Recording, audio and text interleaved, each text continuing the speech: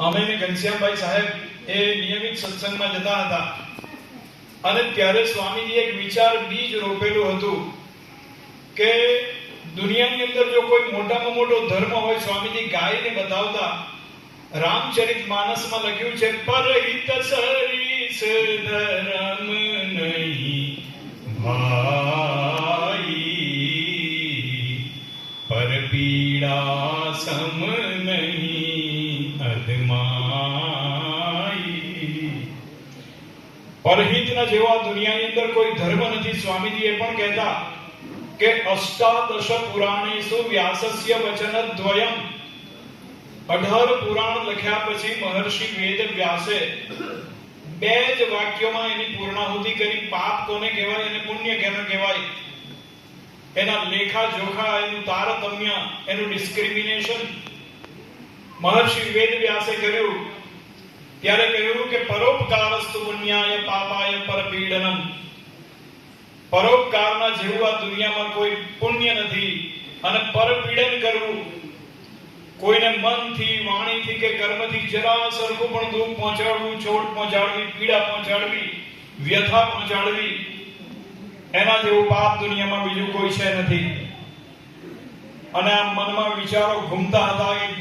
મુકેશનું એક ગીત કાયમ મનમાં असर કરી ગયું, किसी की मुस्कुराहटों पे हो निशान, किसी का दर्द मिल सके तो ले उधार, किसी के वास्ते हो तेरे दिल में प्यार, जीना इसी का नाम है. આ બધા વિચારો મનની અંદર થતા હતા. અને આમાંથી મોટે ભાગે આ કડોદ મિત્ર મંડળ શરૂ કરવામાં તો બધા ઘણા બધા વૈષ્ણવોને બહુમતી હશે. તો એ નરસિંહ વેદોનું ગીત પણ મનમાં ઘુમાતું હતું. એ પીડ પરાઈ જાણે રે, પર દુખે ઉપકાર કરે તો એ મન અભિમાન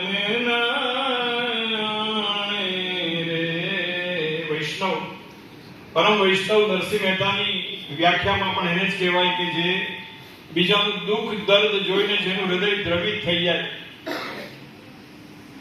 પ્રફુલભાઈ રાયચંદભાઈ શાહની વાત કરતા ત્યારે મને યાદ આવતું, એક નાનો હતો ત્યારે મને ખબર સેવા યજ્ઞ તો આવું કઈ કડોદમાં નહીં ચાલતું, પણ મને યાદ છે રાયચંદ કાકા બધાને અનાજ આપતા હતા સાહેબ.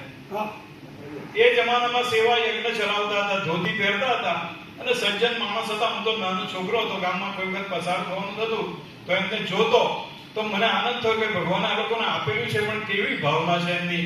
સેવા યજ્ઞમાં પ્રફુલભાઈ પણ અમને મદદ કરે છે, એમના પરિવારમાંથી પણ મદદ કરે છે આમાં સેવા માટે, કારણ કે એ લોકોના તો વિચારોમાં જ છે.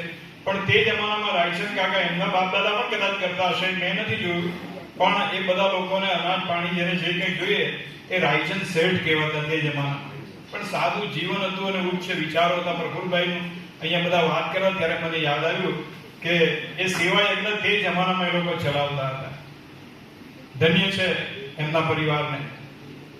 તો આવા વિચાર બીજમાંથી સ્વામીજીએ જે વિચાર બીજ આપેલો કે આવું કોઈ થવું જોઈએ. કોરોનાનો કાળ હતો અને ઘણી વખત એમ થાય કે આપણે બધા હિન્દુઓ વિશ્વ હિન્દુ પરિષદનું કામ કરતો હતો, રાષ્ટ્રીય સ્વયંસેવક સંઘનો કાર્યકર હતો અને બધા અત્યારનો એવો હિન્દુવાદ, હિન્દુત્વ એવું આવી ગયું કે બધા જય શ્રી રામ ના નારા લગાવે, ભગવા ઝંડા ફેરવે અને હિન્દુત્વનો પ્રચાર કરે. ઠીક છે, બરાબર છે, પણ મનમાં થતું કે આપણો જ હિન્દુ ભાઈ અન્ય ધર્મોમાં તમે જુઓ, ઇસ્લામ ધર્મ હોય કે ઈસાઈ ધર્મ હોય, એ ધર્મનો કોઈ નાનો માણસ પણ જરા પણ તેને તકલીફમાં હોય, કોઈ બીમાર હોય, કોઈને કઈ મુશ્કેલી પડી હોય, એના પરિવાર કઈ તકલીફમાં હોય તો આખો સમાજ જઈને એની પડખે જઈને ઉભો રહી જાય છે. ત્યારે આપણા સમાજના જ લોકો જે ડાઉન ટ્રોડન છે, જે લોકો દુખી છે, પીડિત છે, શોષિત છે, વંચિત છે, ઝૂંપડપટ્ટીમાં રહે છે, આપણા જ રામને માને છે, આપણા કૃષ્ણને માને છે, આપણી અંબા માતાને, આપણા હનુમાનને માને છે, હિન્દુ છે, એના પર તકલીફ આવે ત્યારે આપણે બધા એ નારા બોલાવનારાઓ શું કરીએ છીએ? તો એને માટે આપણે કોઈ નક્કર કાર્યવાહી કરવી જોઈએ કે એટલીસ્ટ આપણા ગામ પૂરતું કડોદ ગામ પૂરતું એવું એક સંગઠન બનાવીએ કે કાલે ઉઠીને કોઈ દીકરાને કઈ તકલીફ પડે, કોઈને અકસ્માત થયો, કોઈના ઘરની અંદર કઈ એકદમ તકલીફ આવી પડી, તો એને આપણે 5-25 હજાર રૂપિયાની જરૂર પડી હોય, એને હોસ્પિટલનું બિલ ભરવાનું હોય, તો આ સેવા યજ્ઞ ટ્રસ્ટ અમારા ગામમાં અત્યારે એક વખત 1-1.5 વર્ષ ઉપર છે તે એક યુવાન નોકરી કરીને જોડવાથી આવતો હતો ને પડદા આગળ અકસ્માતમાં ગુજરી ગયો, અકસ્માત થઈ ગયો. પ્રજાપતિનો છોકરો, એકદમ પરિસ્થિતિ ખરાબ. સેવા યજ્ઞમાં પણ ત્યારે તો એટલી બધા પૈસા નહીં, પણ અમારા સાહેબને તરત જ એટલું બધું એમનું હૃદય એ છે કે તરત જ 5,000 રૂપિયા લઈને અમારા કાર્યકર અહીંયા જીતુભાઈ સોની ને બધા છે એ લોકો ત્યાં પહોંચી ગયા, અને કોઈ જાતનો દેખાવની કંઈ જ નહીં. અને બીજા બધા એ લોકોના ઘરના બિચારા બહુ દુખી હતા, પણ કે ભાઈ લો અમારા તરફથી આ 5,000 રૂપિયા તમે એને એમાં ઉપયોગમાં લેજો, તમે કઈ બી કામમાં આવે તો. અત્યારે પણ એની મધર છે, ઘરનો મુખ તૂટી પડેલો, એને અનાજ રોજ પહોંચાડીએ છીએ.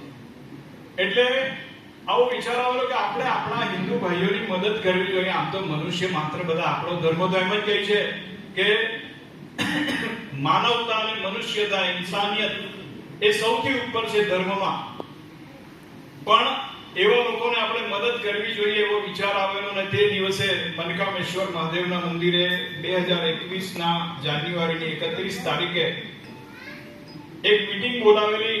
ગામના 50 જેટલા યુવાનો ત્યાં આવેલા, અને એ લોકોને કીધું કે આપણે રોજના રૂપિયો કે 2 રૂપિયા કરીએ. ઘણા લોકો તો બધા પાન માવા ખાવામાં કે અન્ય બીજા મોજ શોખની અંદર 2, 5, 25 રૂપિયા તો એમ જ વાપરી કાઢીએ છીએ.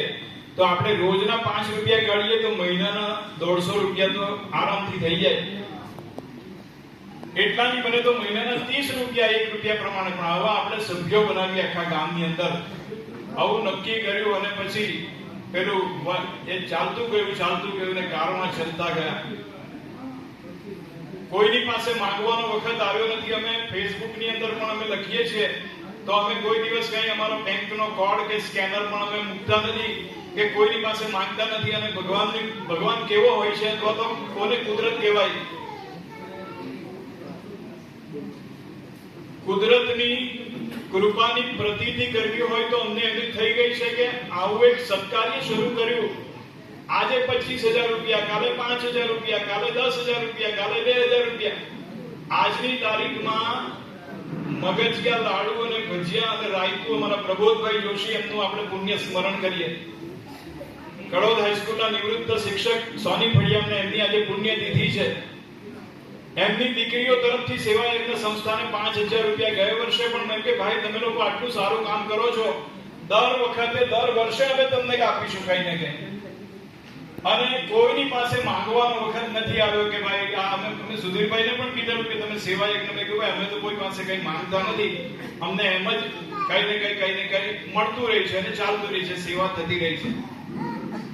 તો આ રીતે અમે પ્રવૃત્તિ કરતા રહ્યા છે કડોદ ગામની અંદર. એવા તો કેટલાઓ લોકો, જેને એક મિસ્ત્રીનો છોકરો હતો, સુધાર કઈ કામ સામાન્ય કામ કરે, બિચારો એને હાર્ટની અંદર વાલ્વનો પ્રોબ્લેમ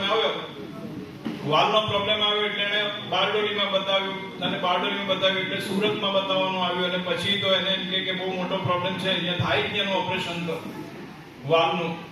એટલે પછી સાહેબના પેલા ખાસ આપણા સંબંધી છે જમાઈ ભીખુ મામાના ડોક્ટર અનુજભાઈ, બહુ વિદ્વાન માણસ છે, લર્નેડ છે આ મેડિકલમાં.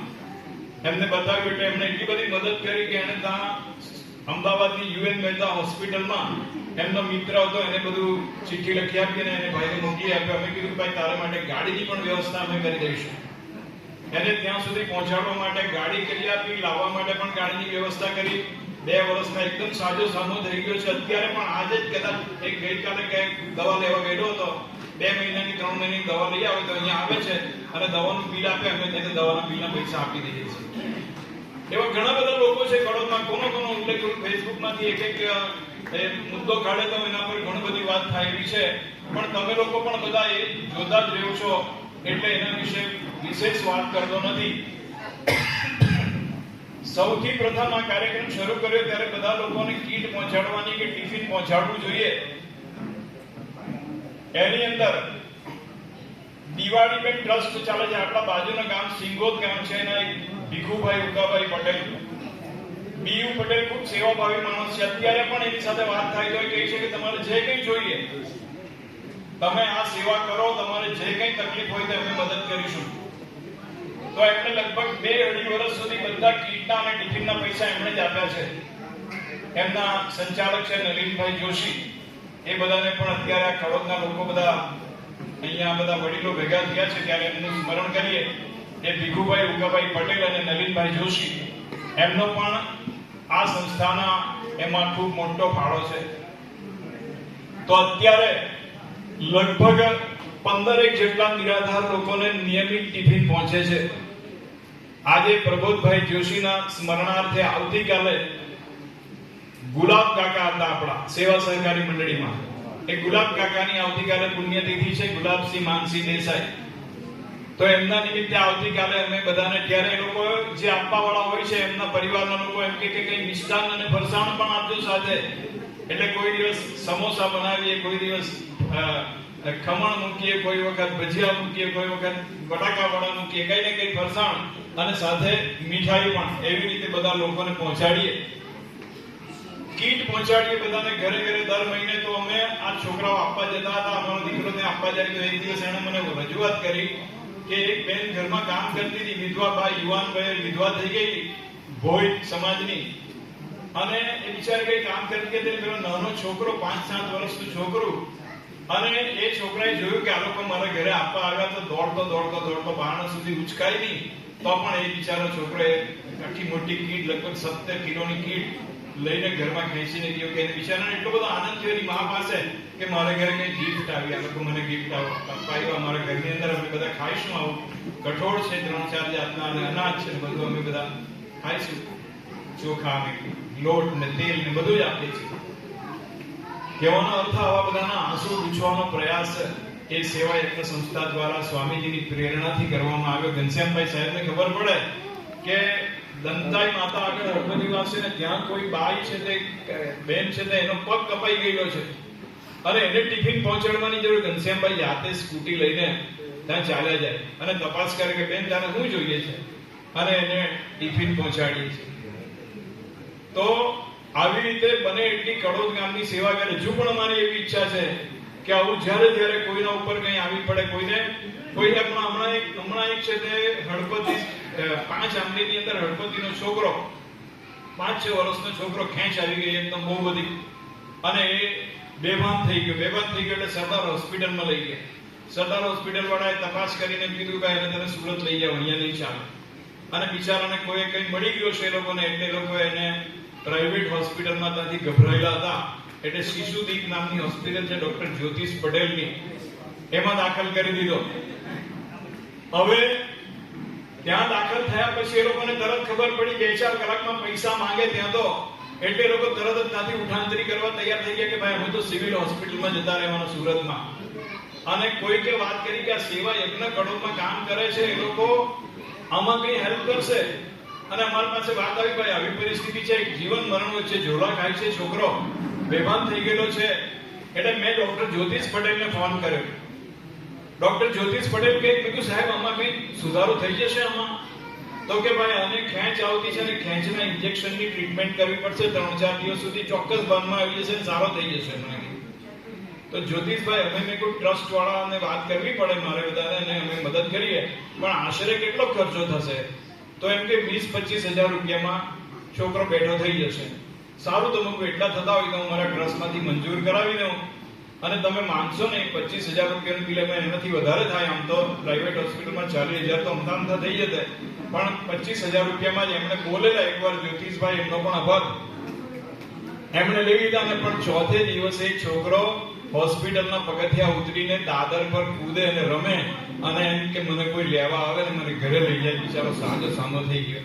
એને ઘરે અમે ઘનશ્યામભાઈ સાથે એમાં બધા ટ્રસ્ટના સભ્યો હળપતિ વાસની અંદર જયારે ખબર લેવા જોવા ગયા છોકરાને, ત્યારે એની માં બિચારી નાગો પૂગો છોકરો વેલી કપડા પહેરાવવા ગઈ અને અમારી પાસે લાવીને બેસી ખુરશી લાવે આજુબાજુમાંથી, અને બેસીને કે ભાઈ એવું કઈ નથી, અમે તો ખાલી તમને મળવા આવેલા. એટલે આવા તો ઘણા બધા કિસ્સા છે કે જેમાં આવા દુઃખી લોકોના આંસુ લૂછવાનો અમે પ્રયત્ન કર્યો છે, અને એ વધુ ને વધુ થાય કડોદ ગામની અંદર એવા પ્રયત્નો અમે કરતા રહીશું.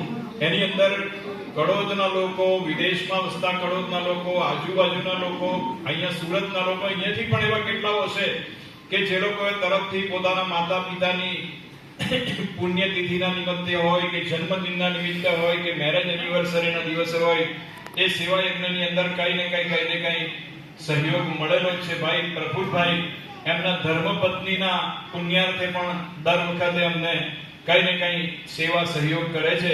એમનો પણ અમે આભાર વ્યક્ત કરીએ છીએ. કહેવાનો ભાવાર્થ એ છે કે આવું કામ કુદરત કેવી મદદ કરે છે તે જોવાનું છે કે કોઈ જાતના કોઈ એ કર્યા વગર ગમે ત્યાંથી અમને પૈસા, અમે ધાર્યું નહીં હતું કે આટલા બધા પૈસાની ડિપોઝિટ અમારી પાસે થઈ જશે, એવી અમને ખબર નહીં હતી.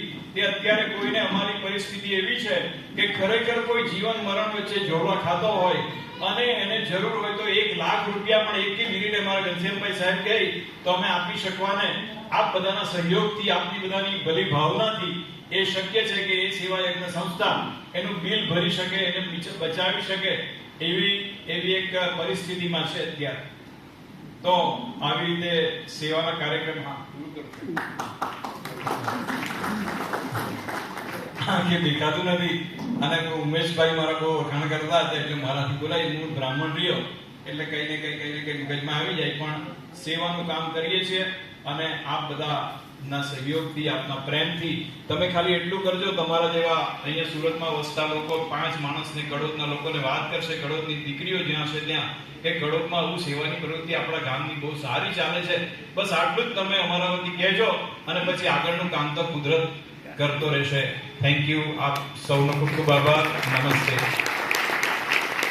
તમારું